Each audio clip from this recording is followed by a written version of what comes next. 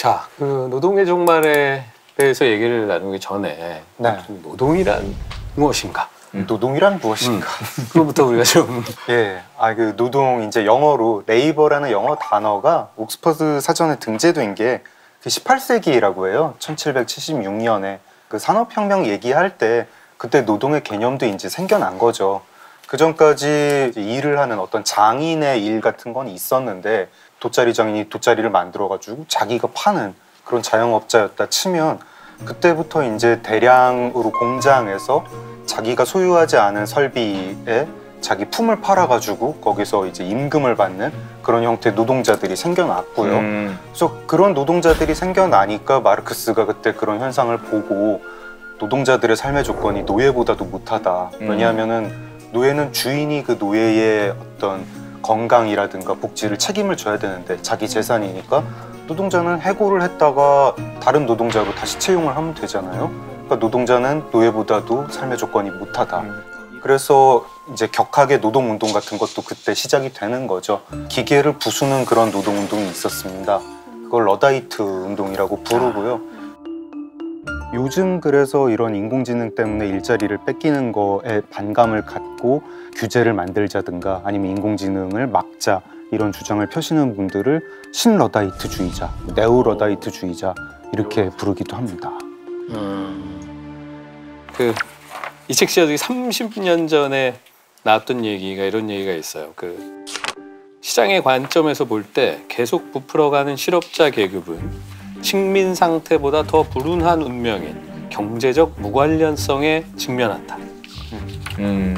최저선은 우리는 그들이 갖고 있는 것이 필요 없고 그들은 우리가 팔 수 있는 것을 살 수 없다는 것이라고 이전의 노동자들이 착취의 대상이었다면 이제는 불필요한 대상이라고. 그래서 무용지물로 전락한다. 뭐 이런 이제 섬뜩한 예측이 나오고. 착취할 것도 없는 거구나. 네, 역시 소름 돋는 표현인데, 그러니까 로봇이 왜 노동자보다 나은지를 사용자 입장에서, 회사 입장에서 서술한 부분이 있는데, 더욱이 로봇은 작업 성과가 변덕스럽지도 않고 실무적인 목적에서도 로봇은 열심히 일하고 양심적이며 교대 시간의 시작과 끝이 일정하다. 근데 저는 여기서 양심적이고가 지금 들어갈 상황이 아닌데 하고 이렇게 봤거든요. 그러니까 뭐냐면 횡령을 하지도 않고 그리고 태업하지도 않고 땡땡이 안 치고. 네, 뭔가 그렇다는 얘기예요. 오로지 효율이라는 입장에서 보면 이렇게 서술할 수 있구나 그런 생각을 하게 됐죠. 솔 씨는 이 책 보면서 다큐 영화가 떠올랐어요? 네, 여기 책에 보면은 목화 육종에 대한 얘기가 나오는데 제가 봤던 다큐 영화 중에 인도 펀잡 지방의 농민들 얘기가 나오는 더 트루코스트라는 다큐 영화가 있어요. 더 트루코스트. 인도 펀잡 지방이 모카 재배를 주로 하는 지역인데 2015년까지 16년 동안 25만 명의 농부가 자살을 했대요. 그게 어느 정도의 수치냐면 30분에 1명꼴로 자살을 한 인 건데 이 이유가 1950년대, 60년대 이때 이제 2차 대전이 끝나고 화학물질 이런 살충제 이런 것들의 개발이 많이 되면서 질소비료가 보급이 된 거죠, 이 지역에. 근데 이 질소비료가 모카 이런 원래 있던 기존의 형태랑 맞지 않으니까 이제 질소비료에 더 적합하게 하려고 얘를 이제 유전자 변형을 시켜서 적응하게끔 만들어낸 건데 실제적으로 그런 기능을 잘 못한 거죠. 오히려 비료를 더 많이 쓰게 되고 그리고 그런 품종을 구입하는 비용이 원래 100배 이상 비싸대요. 그러니까 돈도 많이 들고 그러니까 빚이 자꾸 쌓인 거예요. 그래서 이런 걸로 인해서 자살을 했다고 하더라고요. 그런 걸 보면서 정말 기술이 가져오는 좋고 편리한 점들도 있지만 이런 우리가 관심 갖지 않으면 모르는 되게 불행한 일들도 많구나 하는 생각이 들었고 노동의 종말이니까 우리 한국사 노동 찾다가 그렇게 뒤쳐져 있었거든요, 우리가. 근데 이제 수십 년 만에 이제 따라잡았단 말이에요. 한강의 기적이라고 그러고 대단하죠. 이 모든 것에는 이제 부작용이 있잖아요. 그 부작용을 이제 고스란히 노동자분들이 안았더라고요. 이제 전태일 열사가 1970년에 스스로 이제 분신을 해서 목숨을 끊는데 이거는 전태일 열사가 당시 이제 대통령님께 보내는 편지인데요. 존경하는 대통령 각하, 옥체 안녕하십니까? 22살 된 청년 전태일입니다. 저는 재단사고요. 5년의 경력 가지고 있습니다. 제 직장은 평화시장 동대문입니다. 그런데 저희는요, 근로기준법의 혜택을 조금도 못 받고 있습니다. 그리고 2만 명이 넘는 종업원의 90% 이상이 평균 연령 18세 여성입니다. 인간으로서 어떻게 여자한테 하루에 15시간의 작업을 강요를 합니까? 그 미싱사의 노동이라면 모든 노동 중에서 제일 힘든 노동으로 여성들 견뎌내지 못합니다. 전부 다 가난한 명세민의 자녀들로 굶주림과 어려운 현실을 이기려고 90원, 100원 벌려고 하루에 16시간 작업을 합니다. 힘이 없는 약한 여공들을 보호해주세요. 저희 요구는 이겁니다. 일일 작업 시간을 12시간으로 단축해 주십시오. 한 달에 2번 쉬는 휴일을 일주일에 1번 쉴 수 있도록 도와주십시오. 이거 무리한 요구 아니고요. 인간으로서의 최소한 요구입니다라는 편지를 작성을 했는데 대통령님께 닿지 못했고, 그러니까 이분이 자신의 몸에 불을 지른 거예요.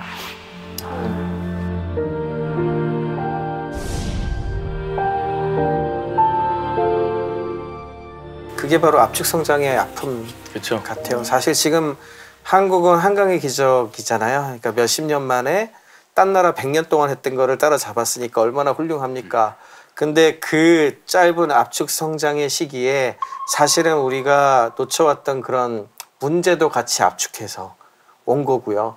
지금 우리가 얘기하고 노동의 종말에서 이야기하고 있는 이 시나리오도 한국에도 똑같게 올 사건인데 그 역시 엄청 빠르게 올 거예요. 그러니까 성장을 빠르게 했으면 그만큼 문제도 빠르게 성장을 하고 그 문제를 대비해야 되는 그런 타임도 훨씬 짧아지는 거거든요. 그러니까 우리가 이거에 대해서 훨씬 더 좀 뭐랄까 좀 반응을 더 잘해야 되고요.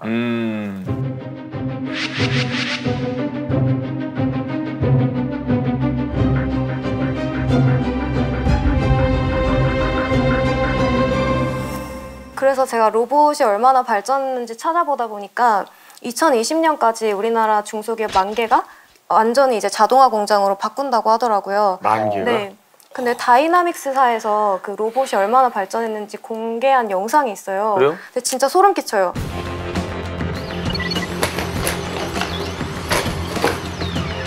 CG 아니에요? 영화 아니야 저거?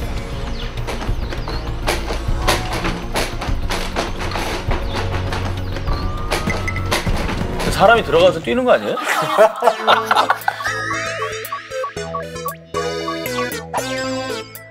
저 보스턴 다이나믹스가 해마다 공개를 하는데 공개할 때마다 월등히 나아지는 것 네, 같아요. 진짜 말도 안 되게.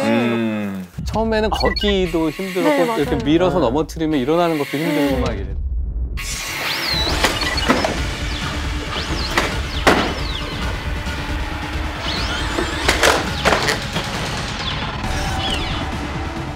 아니 옛날에 로봇 하면 찡찡 이게 옛날 얘기네. 찡찡 뭐 이게. 10년 전, 15년 전만 해도 이족 보행이 그렇게 어렵다고 맞아요, 했었는데 맞아요. 지금 얘는 이족 보행이 아니라 펄쩍펄쩍 그냥 한 발로 뛰네요. 근데 우리가 산업용 로봇은요, 사실 저렇게 생긴 로봇은 좀 휴머노이드고 네. 사람 몸을 흉내낸 거고 네네. 그냥 이렇게 팔만 있는 로봇이 많죠. 네. 그러겠죠. 그것만 가지고도 많은 일들을 지금 하고 있어요. 우리가 그 기계화되는 거 사회에서의 장점도 있습니다. 어떤 장점이냐? 안전이라는 그런 가치를 우리가 더 확보할 수가 있거든요. 우리가 지금 자율주행 얘기를 많이 하고 있는데요. 예를 들어서 민식이법 통과돼서 학교 근처 30km 이하로 가라고 그러잖아요. 근데 여러분들 보시기에 30km 이하로 갈까요? 잘 안 가죠. 만약에 자율주행이면 어떻게 될까요? 지가 알아서 이렇게 컴퓨터 조작하면? 그 프로그램을 숫자를 30으로 딱 바꿔주고 엔터를 치잖아요. 전국의 모든 차는 스쿨존에서 30으로 갑니다. 학교뿐만 아니라 음주운전이 사라져요. 어. 자율주행이 되면. 그래서 그런 것만 해도 이 사회 전체적으로 안전 수준이 말도 못하게 올라가는 거고. 그게 양날의 검 같은 게요.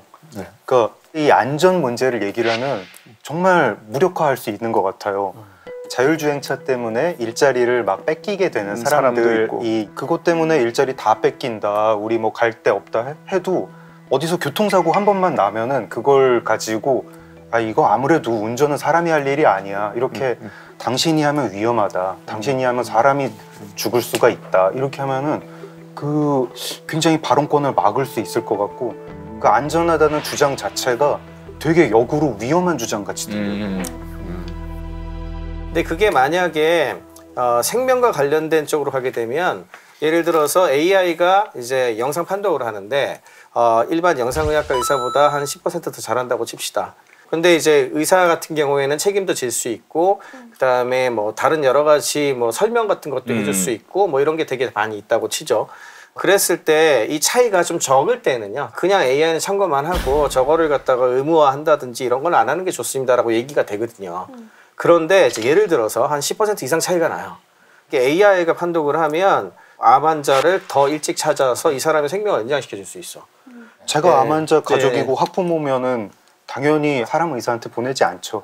이게 단순하게 해당 직종을 디펜스하기 위한 논리로 쓸 때 하고, 사회 전체의 도입을 통해서 얼마나 많은 사람들을 살리고 뭐 이런 거를 생각하는 그 두 개의 철학이 사실 부딪히는 부분들이 많이 있는 거죠. 약간 좀 정지훈 교수님이 중립적이고 약간 우호적이고 약간 비판적인 느낌이 약간 들어요. 여기 묘한 기류가 좀. 밸런스가 맞아서 좋네요. 예. 인공지능이 소설만 안 썼어도 개인적인 감정을 내면서 그 설득력이 떨어져요. 모두의 일이에요. 우리 모두에 대해요. 인공지능이 예능 진행해봐요. 좀 짚고 싶은 것은 네. 그러니까 이 책에서 기술의 발전을 비참하게 바라보는 시선을 갖고 있지는 않다고 저는 생각해요. 이 책은 거기에 대해서 굉장히 중립적이어서 그런 흐름은 이제는 돌이킬 수 없다. 거기에 대한 가치 판단은 이 사람은 하지 않고 있는데, 단지 기술이 발전하면 모두가 행복해진다고, 유토피아가 열린다라고 주장하는 그 주장이 위험하다라는. 그렇죠.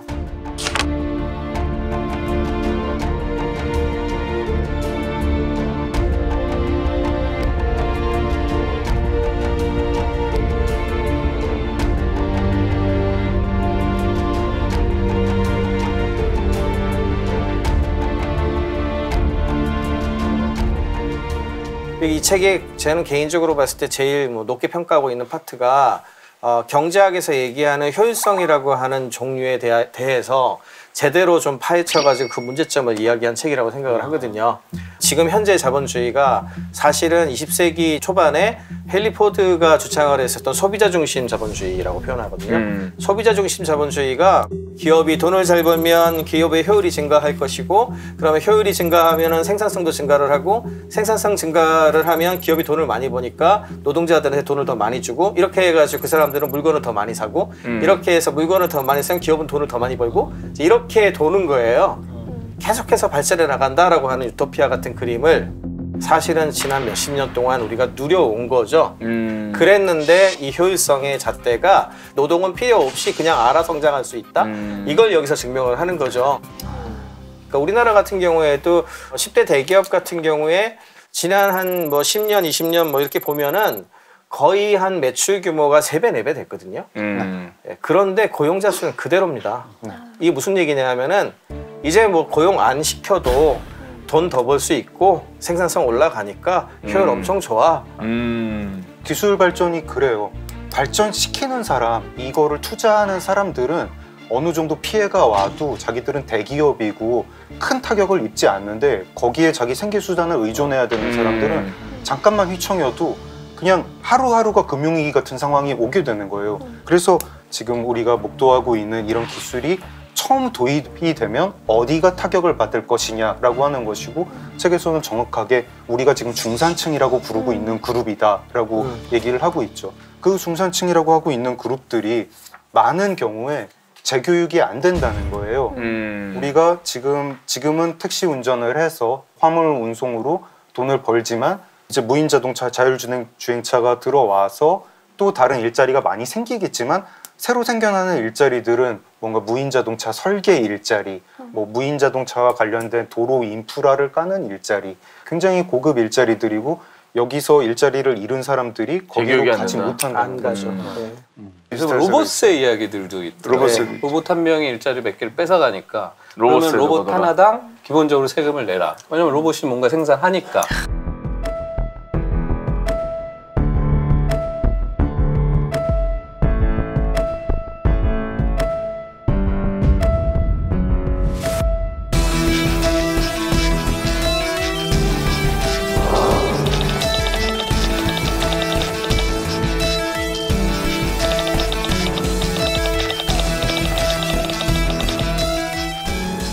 실제로 EU에서 네. 그 로봇에 대한 권리를 만들었다고 하던데요. 2017년 2월인가? 로봇 자체를 헌법에다가 뭐 의무와 권리를 지닌 전자인간이라고 전자인간? 이렇게, 그거를 앞으로 그거에 대한 법을 계속 만들어야 되니까 권리를 우리 법 체계에서 사람은 개인과 법인이 있는데 전자인간이 전인까지 전인이 네, 전자인간 337 기억나세요?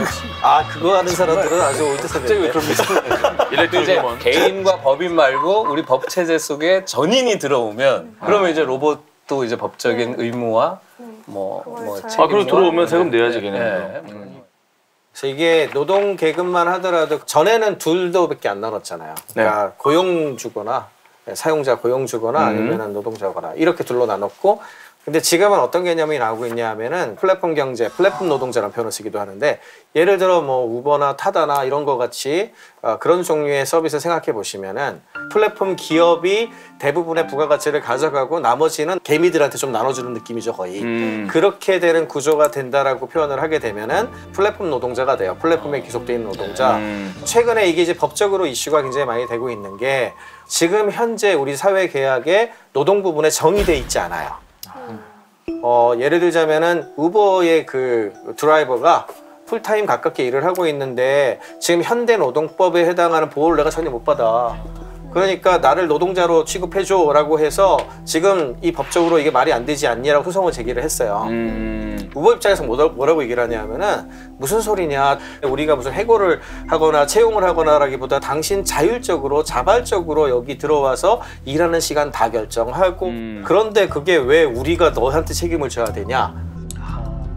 미국의 모든 그 주 중에 가장 앞서간다는 캘리포니아는 이미 2020년 1월 1일부터 지금 말씀하신 그 플랫폼 노동자들은 근로자다 네, 이렇게 지금 라고 했죠. 판단을 이미 때렸어요. 네. 그리고 우버가 12월 31일 날 헌법 소원을 냅니다. 그렇죠. 진짜 웃긴다. 야, 뭐 영화 속 얘기 같아요. 지금 하여튼 새로운 이슈가 등장한 거죠. 제가 진짜 궁금한 건, 노동자가 소비자잖아요. 근데 노동자 이꼬르 소비자인데 이제 그 노동자가 기계가 되잖아요. 네. 근데 기계는 소비를 안 하거든요. 그렇죠. 정작 소비를 해야 될 사람들은 돈이 없이 길거리에 나앉았어. 좋은 질문인데요. 이 경제 어떻게 돼요? 요새 계속 얘기하는 것들이 UBI라고 하는 UBI? Universal Basic Income, 네. 보편적 그렇죠. 기본 소득. 유니버설 베이스 인컴. 기본소득을 주겠다고?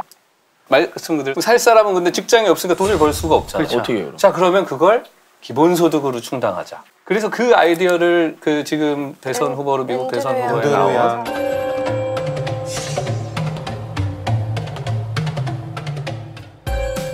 이 이론이 나온 지 되게 오래됐어요. 되게 오래됐고 생각하신 분도 되게 많은데, 이제 스위스라든지 핀란드 같은 나라들이 이제 제일 먼저 조금씩 구체적으로 움직이기 시작을 했고, 드디어 급기야 뭐 자본주의의 뭐랄까요, 급단을 달리는 미국에서 이 주장이 나왔다는 건 어마어마한 사건이죠. 그리고 이게 좌파의 퍼퓰리즘이 아니에요. 그게 아니죠, 이제. 네. 네. 그러니까 그거는 아주 우파들도 하는 이야기인 거예요. 그러니까 이 자본주의 체제를 지키기 위해서 결국 기본소득에 대한 얘기를 해야 되지 않는가. 그렇죠. 그래서 사실 우리 녹화 한 3, 4일 전에 진보 보수가 만나 기본소득을 논하다. 뭐 이런 뭐 기본소득을 얼마까지 우리가 해줘야 되는가, 우리 모두에게. 30만 원씩을 줄 수 있느냐 없느냐.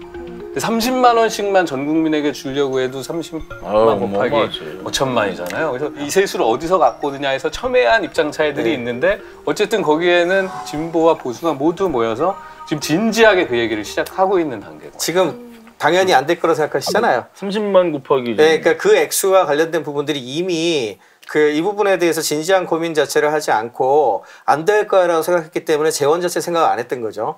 30만 원은 아마도 지금의 어떤 예산 구조를 조금만 바꿔도 나오는 숫자일 거예요. 네, 그래서 그거는 생각보다 어려운 숫자가 아닌데 되려 이제 스위스 같은 데는 200만 원만 이렇게 한단 말이에요. 스위스는 200만 원. 이번에 앤드류용 같은 게 1000불 주장을 하고 있는데 그걸 좀 진지하게 고민해서 뽑아봤더니 이런 게 숫자가 나오더라 이런 거예요. 정부의 비효율적인 그 섹터들이 비용들이 싹 사라지기 때문에 엄청나게 많은 재원을 우리가 얻어낼 수가 있다. 그래서 너무 그게 그렇게 말도 안 되는 소리는 아니다. 알고 있던 진보, 보수, 뭐 자본주의, 사회주의, 공산주의 이런 개념이 아예 그냥 통으로 바뀌겠네요. 그렇죠. 그래서 이데올로기 자체가 완전히 새로 재편돼야 된다고 보고 있어요.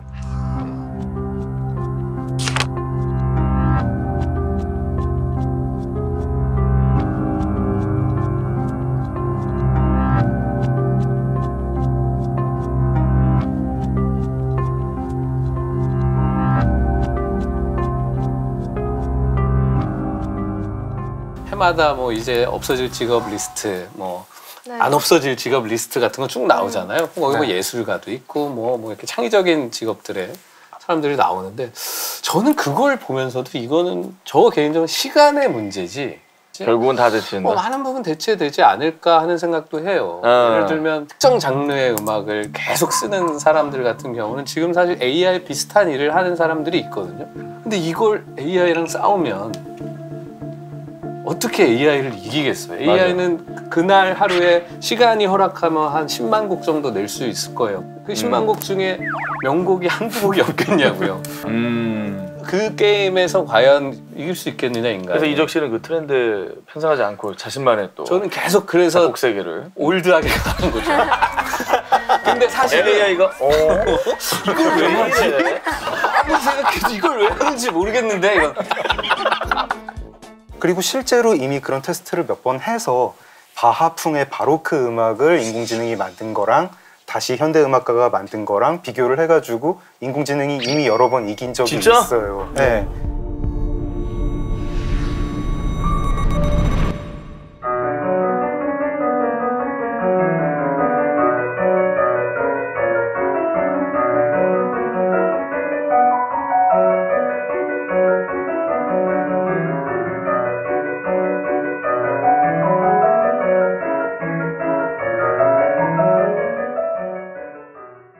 사람을 감동시키는 것만큼은 공감만큼은 기계가 못 따라올 거야라는 게 그냥 호모사피엔스의 부질없는 기대일 뿐이고 환상일 수 있겠다는 거예요. 네.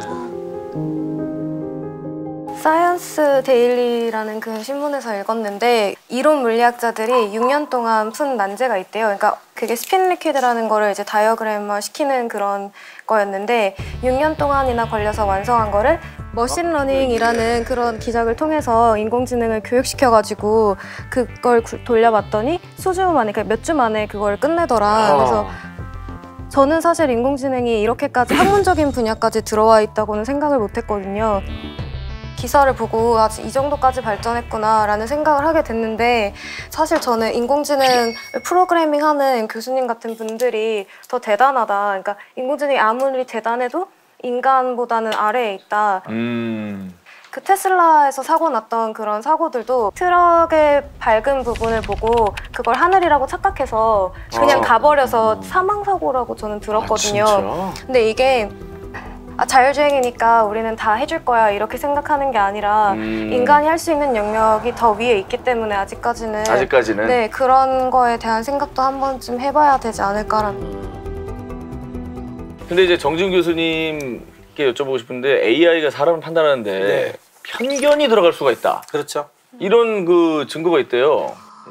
최근 들어서 이제 이슈가 많이 되고 있는 종류인데요. 왼쪽에 있는 언어는 중립적 언어인데요. 저 언어가 영어로 번역이 될 때 he가 돼서 번역이 나올 때는 닥터로 번역이 됐는데 she로 해서 나왔을 때는 nurse로 나왔죠. 젠더 감성이 엄청 떨어지네. 예, 왜 저런 일이 벌어지느냐? 번역하는 거와 관련된 거에 들어간 데이터에 대한 편견의 문제인데 이 문제가 더 심각하게 가게 되면 이제 어느 쪽에서 있냐 하면은 프리크라임 시스템이라고 해가지고 이 범죄의 위험도를 미리 측정하는 그런 거 있거든요. 미국에 있는 이런 경찰청 같은 데다 이제 보급을 했었거든요. 그건 아니지 않나. 저거 보시면은 재범할 가능성이 저 두 사람 중에 누가 높을 것 같습니까? 야, 그걸 뭐 반상으로 맞춰야 돼요? 내가 또 훔칠 상인가 뭐 이런 거. 뭐 어떻게 알아 이거를? 이건 모르겠는데요, 저는. 네, 저게 이제 AI 시스템이 저거 이제 판정을 한단 말이죠. 그냥 얼굴만 보고. 네, 얼굴만 보고. 저 보시면 이제 오른쪽이 8, 어머. 왼쪽이 3, 1에 나왔어요. 흑인이라고?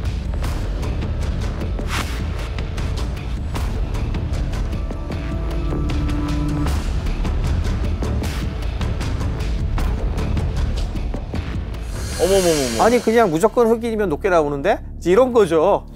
네, 이게 왜 이런 일이 벌어지는가? 아까 He's a doctor, she's a nurse랑 같은 문제인데 한마디로 말해서 인공지능이 잘못 배워서 그래요. 잘못 배워서. 그러니까 그동안에 축적된 데이터가 그렇죠. 들어가 있는 거예요. 예를 들자면 이제 글을 쓰는 AI 같은 경우에도 기존에 쓴 수많은 문학 작품 같은 것들을 집어넣어서 학습을 시킨단 말이에요. 그러면은 기존에 있었던 수많은 문학 작품이나 기존에 있었던 수많은 위키피디아 글에 He is a doctor, she is a nurse가 많은 거예요. 그렇죠. 그러니까 쟤는 당연하게도 원래 He is a doctor, she is a nurse인가 봐 그게 제일 라고 많으니까. 배운 거지. 데이터의 편견이 많고 그 데이터는 인간이 만들어낸 거죠. 결국에는 학습시킬 거 고를 거 아닙니까? 고르는 과정에서 편견이 또 들어가고 그 다음에 이것들을 기사화를 할 때 아 AI가 잘 맞춰요, AI가 되게 잘해요 이럴 거 아니야. 미디어에 그런 것들을 퍼뜨리니까 사람들이 또 AI의 편견을 믿게 되고 그럼 그 편견에 또 다른 데이터를 만들죠? 그리고 그 데이터를 갖고 또 학습하겠죠? 이게 계속 증폭이 되면 결국에는 AI의 편견과 데이터의 편견에 의해서 잘못된 곳으로 간다라고 하는 이야기를 되게 많이 해요. 어떻게 추천을 하고 있냐 하면 인간을 판단하는 데는 좀 쓰지 말자, 당분간은. 신용평가, 그 다음에 뭐 범죄 관련된 거, 이 사람이 진짜 범죄 저지를 것 같아, 아닐 것 같아 이런 거, 그 다음에 채용 이쪽에는 적용하더라도 신중하게 하고 라고 이야기를 하거든요. 자, 아마존이라는 그 사이트에서 소비를 촉진시키기 위해서 이제 빅데이터를 잘 활용을 하고 있는 사례가 또 있죠. 아마존은 사실은 전체 자기들 매출의 40%가 추천입니다. 다 낚여나. 다 낚이는 거죠. 그래서 여기서 이제 한 단계 더 나가서 멋진 시계를 보고 꽂혔어요. 근데 사지는 못해요. 가격이 너무 세. 그래서 그냥 보다가 자고 그러면요. 드론을 태워서 그냥 저한테 보낸다는 거예요. 뭘? 시계를요. 뚜껑을 열어보니까 그 시계가 있어요. 제가 밤마다 보던 시계가 있는데 뭐라고 돼 있냐면 원치 않으시면 반송해도 되죠. 대박. 저 원하잖아요. 근데. 게다가 하늘의 뜻 아닐까요? 하늘에서 이렇게 내려. 거의 맹신 하늘이 내려주신 이 시계 그 특허를 냈습니다. 어머머. 예측 배송을. 예, 제가 뭘 받는지도 알고요. 나 완전 낚일 것 같아. 최근 제가 무슨 제품을 얼마짜리를 구매했는지를 쭉 보고 넛지 있잖아요, 넛지. 넛지죠. 전형적인 넛지예요 이게. 살짝 밀어주면 넘어온다. 아 나도 막 요즘에 냄비에 꽂혀가지고 냄비를 웬만한 셰프보다 많이 갖고 있어요. 양수 냄비, 편수 냄비 해가지고 웍도 있고 이게 저기 요리를 많이 해요? 요리에 좀 관심이 생겨가지고 근데 뭐 거의 절반은 못 쓰고 있는데 근데 전 세계 냄비가 다 떠 있는 거예요. 뭐 어디만 들어가면 이거 사봐 이거 사봐 하면서 거의 몇 번 낚였더니 이제 이걸 안 사니까 뭐 냄비 받침 이쁜 거 뭐 연관된 걸 계속 보내는 거예요.